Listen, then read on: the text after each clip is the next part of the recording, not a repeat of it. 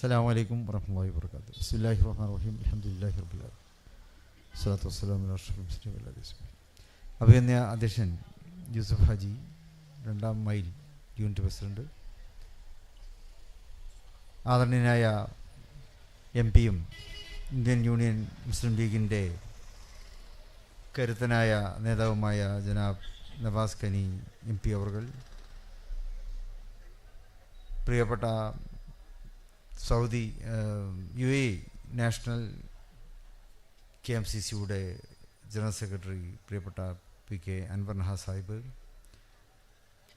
MSF ദേശീയ vice president Ameen Puliyankudi, Muslim League Malappuram ജില്ലാ secretary പ്രിയപ്പെട്ട അൻവർ മുള്ളമ്പാറ അവർകൾ,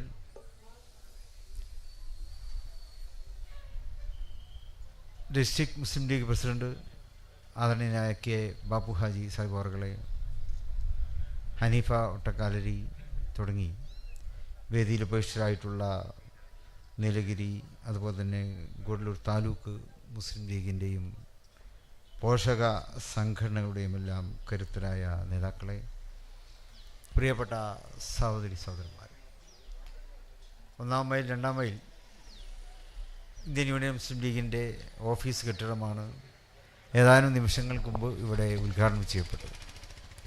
വളരെ സന്തോഷമുണ്ട്. ഗൂഡല്ലൂരിലെ മുസ്ലിം ലീഗ് പ്രവർത്തകന്മാരെ സംബന്ധിച്ചിടത്തോളം, അതുപോലെ തന്നെ DMK അടക്കമുള്ള നമ്മുടെ ഘടകകക്ഷികളെ സംബന്ധിച്ചിടത്തോളം ജനാധിപത്യത്തിൻ്റെയും മതേതൃത്വത്തിൻ്റെയും പ്രവർത്തനങ്ങൾക്കുള്ള ഏറ്റവും നല്ലൊരു സെൻറ്ററായി, കേന്ദ്രമായി ഈ 1st and 2nd മൈൽ മുസ്ലിം ലീഗിൻ്റെ ഓഫീസ് ഇവിടെ പ്രയോജനപ്പെടുത്തുവാൻ കഴിയും എന്നുള്ളതിൽ നമുക്കൊക്കെ വലിയ സന്തോഷമുണ്ട്. ഈ അവസരത്തിൽ നമ്മളെല്ലാവരും KP ഹാജിയെ ഓർത്തു പോവുകയാണ്. നീലഗിരി ജില്ലയിൽ, അതുപോലെ തന്നെ ഗൂഡല്ലൂർ താലൂക്കിൽ മുസ്ലിം ലീഗിൻ്റെയും അതുപോലെ തന്നെ മറ്റ് സാമൂഹിക സാംസ്കാരിക അതുപോലെ മതപരമായിട്ടുള്ള പ്രവർത്തനങ്ങളിൽ ഒക്കെ തന്നെ മുൻപന്തിയിൽ നമുക്ക് നേതൃത്വം നൽകിയിരുന്ന മഹാനായ KP ഹാജി സാഹിബ് അവർകൾ അള്ളാഹുവിൻ്റെ അലംഘനീയമായ വിധിക്ക് കീഴ്പ്പെട്ടുകൊണ്ട് 2 വർഷങ്ങൾക്ക് മുമ്പ് നമ്മളോട് വിട പറഞ്ഞു. അതാ KP ഹാജി നമുക്ക് മുമ്പിൽ കാണിച്ചു തന്ന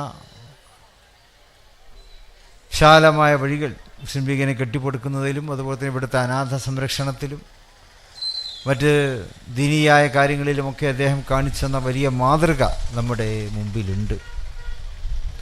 ആ മാതൃകയിലൂടെ തന്നെയാണ് നമ്മുടെ പ്രിയങ്കരനായ ബാപ്പു ഹാജി അടക്കമുള്ള നേതാക്കന്മാർ, വേദിയിൽ സന്നിഹിതരായിട്ടുള്ള ഇവിടുത്തെ നേതാക്കളൊക്കെ തന്നെ KP ഹാജി കാണിച്ചു തന്ന ആ മഹത്തായ മാതൃകയിലൂടെ നമുക്ക് നേതൃത്വം നൽകുകയാണ്. അവർക്കൊക്കെ അതിനുള്ള കഴിവിനെയും ആഫിയത്തിനെയും തൗഫീഖിനെയും അല്ലാഹു നൽകുമാറാകട്ടെ എന്ന് പ്രാർത്ഥിക്കുകയാണ്. ഇവിടെ നമ്മുടെ പ്രിയങ്കരനായ ഖനി സാഹിബുണ്ട്, അതുപോലെ തന്നെ അൻവർ ആ സാഹിബൊക്കെ ഇവിടെ സംസാരിക്കാൻ വേണ്ടി കാത്തിരിക്കുകയാണ്. തമിഴ്നാട്ടിൽ ഇന്ത്യൻ യൂണിയൻ മുസ്ലിം ലീഗും ദ്രാവിഡ മുന്നേറ്റ കഴകവും അഭേദ്യമായ ബന്ധമാണുള്ളത് എന്ന് നമുക്കറിയാം.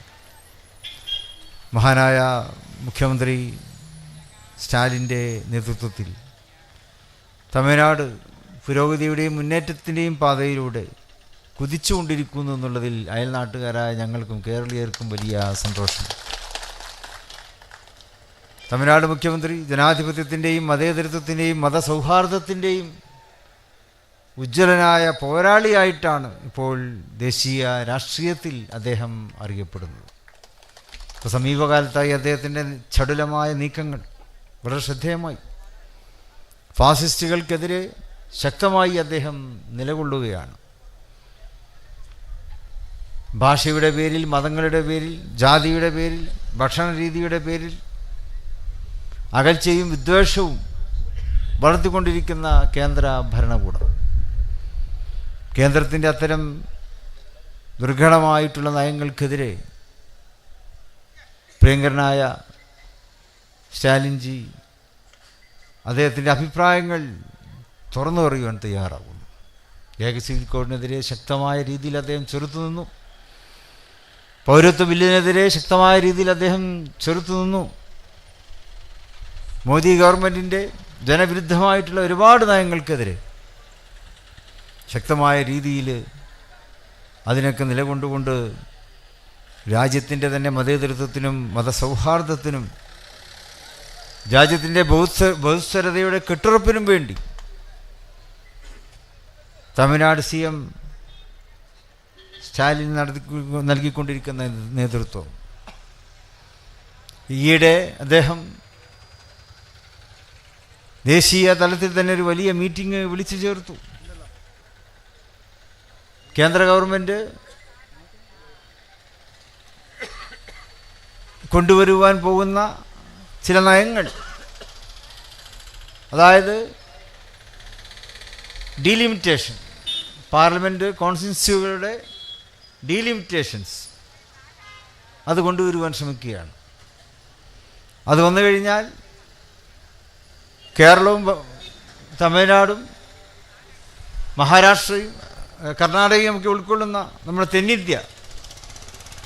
തെക്കേ ഇന്ത്യക്ക് പാർലമെൻറ്റിലെ പ്രാതിനിധ്യം വളരെയേറെ കുറയുകയും ഉത്തരേന്ത്യൻ സംസ്ഥാനങ്ങൾക്ക് കൂടുതൽ പ്രാതിനിധ്യം ഉണ്ടാവുകയും അതുവഴി ഫാസിസ്റ്റ് തന്ത്രങ്ങളും അജണ്ടകളും എളുപ്പത്തിൽ സെൻട്രൽ ഗവൺമെൻറ് നടപ്പാക്കുവാൻ കഴിയുകയും ചെയ്യുന്നൊരു സാഹചര്യം മുന്നിൽ കണ്ടുകൊണ്ട് തമിഴ്നാട് മുഖ്യമന്ത്രി വിളിച്ചു ചേർത്തിട്ടുള്ള പ്രത്യേക മീറ്റിംഗ്, അതിൽ കേരള മുഖ്യമന്ത്രി പങ്കെടുത്തു, കർണാടക മുഖ്യമന്ത്രി പങ്കെടുത്തു, മറ്റിതര സംസ്ഥാനങ്ങളിൽ കോൺഗ്രസ് മുഖ്യമന്ത്രിമാർ പങ്കെടുത്തു. അതോടൊപ്പം ഇന്ത്യൻ യൂണിയൻ മുസ്ലിം ലീഗിൻ്റെ പ്രതിനിധികളും പങ്കെടുത്തു. പ്രിയപ്പെട്ട കെനി സാഹിബും കേരള സ്റ്റേറ്റ് മുസ്ലിം ലീഗിൻ്റെ ജനറൽ സെക്രട്ടറി PMA സലാം സാഹിബും തമിഴ്നാട് CMൻ്റെ പ്രത്യേക അതിഥികളായിട്ട് ആ പ്രത്യേക മീറ്റിങ്ങിൽ സംബന്ധിച്ചത് നമുക്കൊക്കെ അഭിമാനത്തോടെ ചൂണ്ടിക്കാണിക്കുവാൻ സാധിക്കും. രാജ്യത്തിൻ്റെ മതേതരത്വത്തിൻ്റെ സംരക്ഷണത്തിന് വേണ്ടിയാണ്, മതസൗഹാർദ്ദത്തിൻ്റെ സംരക്ഷണത്തിന് വേണ്ടിയാണ്, രാജ്യസ്നേഹപരമായിട്ടുള്ള നിലപാടുകൾ ഊട്ടിയുറപ്പിക്കുന്നതിന് വേണ്ടിയാണ്. ആ കാര്യത്തിൽ കേരളവും തമിഴ്നാടും ഒറ്റക്കെട്ടാണ് എന്നതിൽ നമുക്കൊക്കെ തന്നെ വലിയ അഭിമാനമുണ്ട്.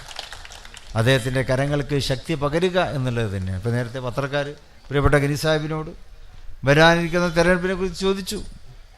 ബഹുഭൂരിപക്ഷം സീറ്റുകളിലും DMKയുടെ നേതൃത്വത്തിലുള്ള കക്ഷികൾ അധികാരത്തിൽ വരും എന്ന് തന്നെ അദ്ദേഹം പറഞ്ഞത് നമുക്ക് കേൾക്കുവാൻ സാധിച്ചു. ഇന്ത്യൻ യൂണിയൻ മുസ്ലിം ലീഗും ആ നയങ്ങൾക്ക് ഒപ്പം തന്നെയാണ്. ഇപ്പോൾ വഖഫ് വിഷയം വളരെയേറെ ചർച്ച ചെയ്യപ്പെടുന്ന വിഷയമാണല്ലോ. ഇന്ത്യയിൽ നേരത്തെ തന്നെ വഖഫ് സംരക്ഷണ നിയമമുണ്ട്, വഖഫ് ആക്ട് ഉണ്ട്. എന്നാൽ ഇപ്പോൾ അതിനെ മറികടന്നുകൊണ്ട് പുതിയ ഭേദഗതി അമെൻമെൻറ്റ് വരുത്തുവാൻ കേന്ദ്ര സർക്കാർ ബില്ല് അവതരിപ്പിച്ചു. അവർക്ക് തൽക്കാലം അത് പാസ്സാക്കിയെടുക്കുവാൻ സാധിച്ചു. എന്നാൽ പാർലമെൻറ്റിൽ എല്ലാ പ്രതിപക്ഷ പാർട്ടികളും ശക്തമായി അതിനെ എതിർത്തത് നമുക്കൊക്കെ തന്നെ ആശ്വാസം പകരുന്ന കാര്യമാണ്. വഖഫ് ബില്ലിനെ ഒരു മുസ്ലിം ബില്ല് എന്ന നിലക്ക് അതിനെ സൈഡ് ലൈൻ ചെയ്യുവാനാണ് കേന്ദ്ര ഗവൺമെൻറ് വിചാരിച്ചിരുന്നത്. പക്ഷേ അതൊരു മുസ്ലിങ്ങളെ ബാധിക്കുന്ന മാത്രം ഒരു ബില്ലായിട്ടല്ല രാജ്യത്തെ മതേതര രാഷ്ട്രീയ കക്ഷികൾ മനസ്സിലാക്കിയത്. അതെല്ലാവരെയും ബാധിക്കുന്ന ബില്ലാണ്. ഇന്നിപ്പോൾ മുസ്ലിങ്ങൾക്കെതിരെ, നാളെ മറ്റിതര സമൂഹങ്ങൾക്കെതിരെയൊക്കെ ഇത്തരത്തിലുള്ള ബില്ലുകൾ പാർലമെൻറ്റിലെ ഭൂരിപക്ഷം ഉപയോഗിച്ച് നടപ്പാക്കുകയും കേന്ദ്ര ഗവൺമെൻറ്റിൻ്റെ ഒളിയ അജണ്ടകൾ ഇവിടെ സ്ഥാപിക്കപ്പെടുകയും ചെയ്യുമെന്ന് കണ്ടുകൊണ്ട് തന്നെയാണ് മറ്റിതര ജനാധിപത്യ മതേതര കക്ഷികളൊക്കെ തന്നെ ശക്തമായി പാർലമെൻറ്റിൽ അതിനെതിരെ ബാധിക്കുവാൻ മുന്നോട്ട് വന്നത്. DMKയുടെ ശക്തമായ ചെറുത്തുനിൽപ്പ് നമുക്ക് കാണുവാൻ സാധിച്ചു. അതൊക്കെ നമുക്ക് ആവേശം പകരുകയാണ്. മുസ്ലിം ലീഗിൻ്റെ കെനി സാഹിബും പ്രിയപ്പെട്ട അബ്ദുൽ സമദ് സമദാനി സാഹിബ്, ടി മുഹമ്മദ് ബഷീർ സാഹിബ് തുടങ്ങിയവർ ലോക്സഭയിൽ, അതുപോലെ തന്നെ ഹാരിസ് ബീരാനും PV അബ്ദുൽ വഹാബും രാജ്യസഭയിൽ വഖഫിനെതിരെ ശക്തമായി പോരാടി. ഒപ്പം കോൺഗ്രസിൻ്റെ നേതൃത്വത്തിൽ പ്രിയപ്പെട്ട KC Venugopal, AICC general secretary KC വേണുഗോപാലിൻ്റെ നേതൃത്വത്തിൽ പഞ്ചാബിലെ DCC പ്രസിഡന്റ് അമൃത് ശങ്കർ സിംഗ് അടക്കമുള്ള ശക്തരായ നേതാക്കൾ പാർലമെൻറ്റിൽ വഖഫ് ബില്ലിനെതിരെ ശക്തമായി സംസാരിച്ചത് നമുക്ക് കാണുവാൻ കഴിയും. അപ്പോൾ അതൊരു ദേശീയ വിഷയമായിട്ട് എല്ലാവരും അത് ഏറ്റെടുക്കുകയുണ്ടായി, മുസ്ലിം വിഷയം മാത്രമായിട്ടല്ല. സൗഭാഗ്യവശാൽ ഇന്ത്യയുടെ സുപ്രീം കോടതിയും അതിനെ വളരെ നല്ല നിലക്ക് അത് പരിശോധിക്കുകയും അത് നിയമവിരുദ്ധമായ ഭരണഘടനാ വിരുദ്ധമായിട്ടുള്ളൊരു ബില്ലായിട്ട് തന്നെയാണ് സുപ്രീം കോടതിയുടെ അഭിപ്രായ പ്രകടനങ്ങൾ കാണുവാൻ കഴിയുന്നത്. വഖഫ് പോലെയുള്ളൊരു വിശാലമായിട്ടുള്ളൊരു ബില്ല് അത് ഏതെങ്കിലും ഒരു പാർട്ടിയുടെ നയങ്ങൾക്ക് അനുസൃതമായി ഉണ്ടാക്കേണ്ടതല്ല, BJPയുടെ നയങ്ങൾക്ക് അനുസൃതമായിട്ടല്ല വഖഫ് ബില്ല് വരേണ്ടത്, ചർച്ച് ബില്ല് വരേണ്ടത്, ദേവസ്വം ബില്ലുകൾ വരേണ്ടത് ഒരു പാർട്ടിയുടെ ആവശ്യങ്ങൾക്കനുസരിച്ചല്ല, മറിച്ച് ഭരണഘടനാ വിദഗ്ധന്മാർ അതിൽ വേണം, ചർച്ചയിൽ വേണം, രാഷ്ട്രീയ വിദഗ്ധന്മാർ വേണം, സാമൂഹ്യ മേഖലയിലെ മത മേഖലയിലെ പണ്ഡിതന്മാർ അടക്കമുള്ളവർ അവരോടൊക്കെ കൂടിയാലോചിച്ചിട്ട് വേണം വഖഫ് ബില്ല് പോലെയുള്ള ബില്ലുകൾ പാർലമെൻറ്റിൽ അവതരിപ്പിക്കുവാൻ. പക്ഷെ അതൊന്നും ഇല്ലാതെ BJPയുടെ രാഷ്ട്രീയ അജണ്ടകളുടെ പേരിൽ വഖഫ് ബില്ല് അവതരിപ്പിച്ചു. ഇന്ത്യയുടെ പരമോന്നത നീതിപീഠം സുപ്രീം കോടതി അതുകൊണ്ട് തന്നെയാണ് കേന്ദ്ര ഗവൺമെൻറ്റിനെതിരെ മുന്നറിയിപ്പ് കൊടുത്തത്. കേന്ദ്രം വിചാരിച്ചു സുപ്രീം കോടതി പെട്ടെന്ന് എല്ലാം നടപടികൾ പൂർത്തിയാക്കുമെന്ന്. പക്ഷേ സുപ്രീം കോടതി ഒരുപാട് ചോദ്യങ്ങൾ ഉന്നയിക്കുകയാണ് ചെയ്തത്. അതിന് വ്യക്തമായ രീതിയിൽ മറുപടി കൊടുക്കുവാൻ കേന്ദ്ര സർക്കാരിന് സാധിച്ചില്ല.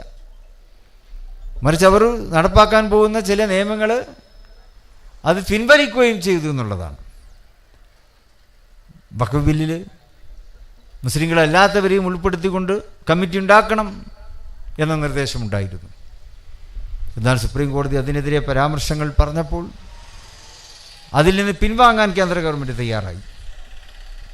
അതുപോലെ തന്നെ ഇവിടെ പള്ളികളും ദർഗകളും മഖാമുകളും മസാറുകളും മദ്രസകൾ യതീംഖാനകൾ തുടങ്ങി നിലവിൽ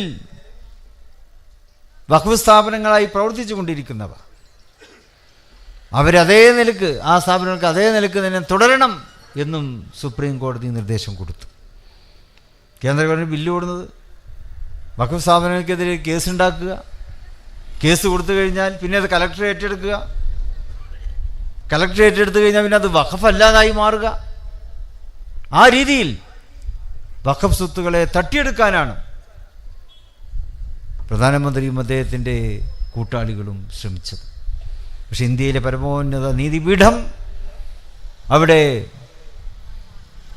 വളരെ നീതിബോധത്തോടെ തന്നെ ആ കാര്യങ്ങളെ കാണുകയും കേന്ദ്ര ഗവൺമെൻറ്റിന് കൂടുതൽ വിശദീകരണം കേന്ദ്ര ഗവൺമെൻറ്റിൽ നിന്ന് തേടുകയും ചെയ്തിരിക്കുകയാണ്. ഇത് ജനാധിപത്യ മതേതര വിശ്വാസികൾക്ക് ഏറെ ആശ്വാസം പകരുന്ന ഒരു കാര്യമാണ്. രാജ്യത്തിൻ്റെ ജനാധിപത്യം മതേതരത്വം ഇതൊക്കെ നിലനിൽക്കണം. അതൊരു ശക്തമായ പാരമ്പര്യമാണ്, ഇന്ത്യയുടെ പാരമ്പര്യമാണ്. ആ പാരമ്പര്യത്തെ ഇല്ലാതാക്കാൻ ഭരണകൂടങ്ങൾ ശ്രമിച്ചുകൂടാ എന്നുള്ളത് തന്നെയാണ് സുപ്രീം കോടതി നൽകിയിട്ടുള്ള മുന്നറിയിപ്പ്. നമുക്കതിൽ ആശ്വാസമുണ്ട്. നമുക്ക് ശുഭപ്രതീക്ഷയോടെ കാത്തിരിക്കാം. ജനാധിപത്യത്തിനും മതേതരത്തിനും വേണ്ടി നമുക്ക് ഒറ്റക്കെട്ടായി മുന്നോട്ട് പോകാം. കേരളത്തിലും അതുപോലെ തന്നെ കേരളത്തിന് പുറത്ത് ഇന്ത്യ മുന്നണിയുടെ നേതൃത്വത്തിൽ ആ ഒരു വലിയ കൂട്ടായ്മ നമുക്കുണ്ടാക്കുവാൻ കഴിഞ്ഞിട്ടുണ്ട്. DMKയും അതിൽ ശക്തമായിട്ട് തന്നെ അതിലൊരു പങ്കാളിയാണ്. അഖിലേഷ് യാദവിനൊക്കെ പോലെ ഉത്തരേന്ത്യയിൽ വേരോട്ടമുള്ള ഒരുപാട് രാഷ്ട്രീയ വ്യക്തിത്വങ്ങൾ ഇന്ത്യ മുന്നണിയുടെ ഭാഗമായിട്ടുണ്ട്. ശ്രീമതി സോണിയാഗാന്ധിയുടെയൊക്കെ നേതൃത്വത്തിലുള്ള, രാഹുൽ ഗാന്ധിയുടെയൊക്കെ നേതൃത്വത്തിലുള്ള, പ്രിയങ്ക ഗാന്ധിയുടെയൊക്കെ നേതൃത്വത്തിലുള്ള ആ ഒരു മുന്നേറ്റത്തിലൂടെ ജനാധിപത്യ മതേതര ഇന്ത്യയെ നമുക്ക് വീണ്ടെടുക്കണം. അധികാരത്തിന് വേണ്ടി അതിനെ ഇല്ലാതാക്കാൻ ശ്രമിക്കുന്ന BJPയുടെ ദുഷ്ടനയങ്ങൾക്കെതിരെ നമുക്ക് ഒറ്റക്കെട്ടായി പ്രവർത്തിക്കണം. തമിഴ്നാട് അതിലേറ്റവും വലിയ ശ്രദ്ധേയമായിട്ടുള്ള ഒരു സംസ്ഥാനമാണ്. ഇപ്പോൾ ഹിന്ദിയെ അടിച്ചേൽപ്പിക്കുവാൻ കേന്ദ്രം ശ്രമിച്ചുകൊണ്ടിരിക്കുന്നു. അതിനെതിരെ തമിഴ്നാട് ഗവൺമെൻറ് നടത്തുന്ന ഓരോ നീക്കത്തിനും മഹാനായ മുഖ്യമന്ത്രി സ്റ്റാലിൻ്റെ കൂടെയാണ് ഇന്ത്യൻ യൂണിയൻ മുസ്ലിം ലീഗ് എന്ന് പറയുന്നതിൽ ഞങ്ങൾക്കേറെ അഭിമാനമുണ്ട്. അദ്ദേഹത്തിൻ്റെ കരങ്ങളെ നമുക്ക് ശക്തിപ്പെടുത്തേണ്ടതുണ്ട്. അത് ജനാധിപത്യത്തിനും മതേതരത്വത്തിനും ശക്തി പകരുന്ന നയങ്ങളാണ്. അദ്ദേഹത്തെ മുന്നിൽ നിർത്തിക്കൊണ്ട് തന്നെ ഇന്ത്യ മുന്നണിക്ക് പുതിയ രാഷ്ട്രീയ ചക്രവാളങ്ങൾ കീഴടക്കുവാൻ നമുക്ക് കഴിയും. ഭാവി ഇന്ത്യ മുന്നണിയുടേതാണ് എന്ന് നമുക്ക് ഉറപ്പിച്ചും പറയുവാൻ സാധിക്കും. അതിനുവേണ്ടി തമിഴ്നാട്ടിൽ മുസ്ലിം ലീഗ് അടക്കമുള്ള ഈ മുന്നണിയെ അതിന് പിന്നിൽ ശക്തമായി അണിനിരക്കുവാൻ എൻ്റെ പ്രിയപ്പെട്ട സഹോദരങ്ങൾ തയ്യാറാകണം എന്ന് അഭ്യർത്ഥിക്കുന്നു. കൂടുതലായി പറയുന്ന മഗ്‌രിബിൻ്റെ സമയമായല്ലോ. ഏതായാലും നിങ്ങളുടെ ഈ 1-ാം മൈലിലും 2-ാം മൈലിലുമുള്ള ഈ ഓഫീസിന് എല്ലാവിധത്തിലുള്ള വിജയങ്ങളും നേരുന്നു. ഇതിൻ്റെ സഹായത്തിന് ദുബായ് KMCC കൂടി ഇതിനെ സഹായിച്ചു എന്ന് പറയുന്നതിൽ വലിയ സന്തോഷമുണ്ട്. UAE നാഷണൽ KMCCയുടെ ജനറൽ സെക്രട്ടറി തന്നെ അതിനിവിടെ എത്തിയിട്ടുണ്ട്. അദ്ദേഹത്തെ ഞാൻ അഭിനന്ദിക്കുകയാണ്. നമുക്കെല്ലാം ഒറ്റക്കെട്ടായിട്ട് മുന്നേറി ഈ പ്രസ്ഥാനത്തെയും ഈ മുന്നണിയെയും മുൻപന്തിയിലെത്തിക്കണം. അള്ളാഹു അനുഗ്രഹിക്കുമാറാകട്ടെ എന്ന പ്രാർത്ഥനയോട് എല്ലാത്തിലും ആശംസകളും നേരുന്നു. ഈ പരിപാടിയുടെ ഔപചാരികമായ ഉദ്ഘാടനം സർവശക്തൻ്റെ തിരുനാമത്തിൽ നിർവഹിച്ചതായി അറിയിക്കുന്നു. അസ്സലാമു അലൈക്കും വറഹ്മത്തുള്ളാഹി വബറകാതുഹു.